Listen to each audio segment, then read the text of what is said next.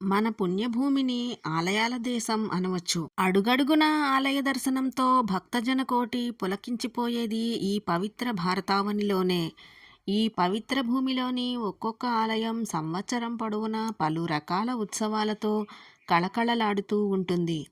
ఆ ఉత్సవ వేడుకలలో బ్రహ్మోత్సవాలు బ్రహ్మాండమైన రీతిలో జరపబడుతూ ఉంటాయి. బ్రహ్మోత్సవాల తరువాత కోలాహలంగా జరపబడేవే తెప్పోత్సవాలు. అవి ఓ పురాణ కథను గుర్తు చేస్తుంటాయి. పూర్వం అపర విష్ణు భక్తుడైన సత్యవ్రతుడనే రాజు ఉండేవాడు. ధర్మాన్ని తప్పని సత్యవ్రతుడు నిత్యం భక్తి శ్రద్ధలతో పూజాధికాలను చేస్తుండేవాడు. ఒకసారి కృతమలా నదిలో స్నానాదులు ముగించుకున్న సత్యవ్రతుడు సూర్యదేవునికి అర్ఘ్యమిస్తుండగా ఓ చిన్ని చేప అతడి కమండలంలోకి వచ్చి దూరింది. వెంటనే దానిని మరలా నీటిలోకి జారవిడిచిన రాజుతో ఆ చేప, రాజా, పెద్ద పెద్ద చేపలు నన్ను తినేందుకై వెంటబడుతున్నాయి, దయచేసి నన్ను కాపాడగలవు అని అభ్యర్థించింది. ఆ చేప మాటను విని జాలిపడిన సత్యవ్రతుడు దానిని ఓ చిన్న పాత్రలో వేశాడు. మరుసటి రోజు చూస్తే ఆ చిన్ని చేప ఆ పాత్ర పట్టనంత పెద్దగా తయారవగా రాజు దానిని గంగాళంలో వేశాడు. కాసేపట్లో గంగాళం పట్టనంత పెద్దదిగా తయారైన ఆ చేపను చెరువులో వదిలాడు. చివరకు ఆ చెరువు కూడా పట్టలేనంత పెద్దదిగా తయారైంది. ఆ చేప సామాన్యమైన చేప కాదని గ్రహించిన సత్యవ్రతుడు దానిని సముద్రంలో విడిచిపెడుతూ భక్తితో ప్రణమిల్లాడు. అప్పుడు చేప రూపంలో ఉన్న శ్రీమన్నారాయణులు అతనితో, సత్యవ్రత, నేటికి 7వ రోజున ఒక మహాప్రళయం సంభవించబోతోంది. ఆ సందర్భంగా నీవు చేయాల్సిన పనొకటి ఉంది. పునఃసృష్టికై అవసరమైన జంతు వృక్ష జీవజాతులను, వాటికి అవసరమైన ఆహార ఔషధాలన్నింటినీ సేకరించి పెట్టగలవు. సప్తర్షులు కూడా నిన్ను వెతుక్కుంటూ రానున్నారు. ప్రళయ సమయంలో నేను ఓ తెప్పను పంపుతాను.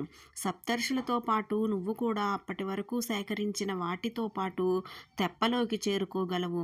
ప్రళయకాలం ముగిసేంత వరకు మీరు ఆ పడవలో తగిన రక్షణను పొందవచ్చు అని చెప్పాడు.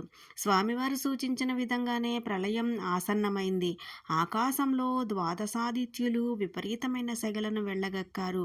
ఆ ఎండలకు తట్టుకోలేకపోయిన వృక్ష జంతుజాలాలు మలమల మాడిపోయాయి. అది చాలదన్నట్లు అగ్ని తన ప్రతాపాన్ని చూపాడు.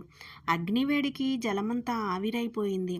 అలా కొంతకాలం గడిచిన పిమ్మట తుంపరగా మొదలైన వాన కుంభవృష్టిగా మారి సమస్త భూమి జలమయమైపోయింది. అప్పుడు ఓ తెప్ప నీటిలో తేలుకుంటూ రాగా పునఃసృష్టికి అవసరమైన వాటితో సత్యవ్రతుడు, అతన్ని దరిచేరిన సప్తర్షులు ఆ తెప్పలోకి చేరుకున్నారు. అప్పుడు చేపరూపాన్ని ధరించిన శ్రీమన్నారాయణుడు వాసుకుని తెప్పకు తాడుగా కట్టి ప్రళయం ముగిసేంత వరకు కాపాడటం జరిగింది. అనంతరం ప్రళయం తగ్గి సాధారణ పరిస్థితులు నెలకొనగా చతుర్ముఖుడు మరలా సృష్టిని ప్రారంభించాడు. ఆలయాలలో జరిగే తెప్పోత్సవాలకు స్వామివారి ఈ లీలా విశేషమే స్ఫూర్తి అని పెద్దల వాక్కు. ప్రముఖ పుణ్యక్షేత్రాల్లో ప్రతి సంవత్సరం కన్నుల పండుగగా జరపబడే ఈ తెప్పోత్సవాలు మనకు ఓ జీవిత సత్యాన్ని చెబుతుంటాయి. తెప్పోత్సవం మన జీవితాలకు సంబంధించినంత వరకు సంకేత రూపంగా ఓ విషయాన్ని చెబుతుంది. తెప్ప అనేది ఎలాంటి వస్తువైనా సరే నీటిలో మునిగిపోకుండా తీరానికి చేర్చుతూ ఉంటుంది. తెప్ప లేకుండా అవతలి తీరానికి చేరడం అసాధ్యం. అదేవిధంగా శ్రీమన్నారాయణుడు అనే తెప్ప జీవన పోరాటం అనే భవసాగరాన్నించి మనల్ని గట్టెక్కిస్తుంది. మనలో ప్రతి ఒక్కరం నిత్యం అనేకమైన కష్టనష్టాలను, సమస్యలను ఎదుర్కొంటున్నాము. గుండెల నిండుగా ఆ భారాన్ని నింపుకుని జీవన పయనాన్ని ముందుకు సాగిస్తున్నాము. వీటికి తగిన పరిష్కార మార్గాల్ని చూపమని ఆ భగవంతుణ్ణి ప్రార్థించాలి. ఆ విషయాన్నే తెప్పోత్సవం మనకు గుర్తు చేస్తుంటుంది. చెప్పాలంటే కష్టాలనేవి బండరాళ్ల వంటివి. మన మనస్సు అనేది సముద్రం వంటిది. ఆ భగవానుడు తెప్ప వంటివాడు. రాళ్లను నేరుగా సముద్రంలోనికి విసిరేస్తే మునిగిపోతాయి.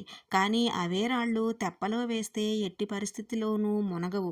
కాబట్టి మనం కష్టాలనే బండరాళ్లను నేరుగా మనసు అనే సముద్రంలోనికి విసిరేయకుండా ఆ కష్టాలనే రాళ్లను భగవానుడనే తెప్పపైకి చేర్చాలి. తద్వారా ఆ భగవానుని కరుణా కటాక్షాలతో అన్ని విధాలైన కష్టాల నుండి మనం బయటపడగలం. ఫలితంగా జీవన ప్రయాణం సుఖంగా సాగుతుంది. ఈ వీడియో మీకెలా అనిపించిందో కామెంట్ సెక్షన్‌లో కామెంట్ చేయండి. వీడియో నచ్చితే లైక్ చేయండి, షేర్ చేయండి. సాయి షణ్ముఖ ట్రెండీ వ్లాగ్స్ ఛానల్‌ని సబ్స్క్రైబ్ చేసుకోండి, ఫాలో చేయండి.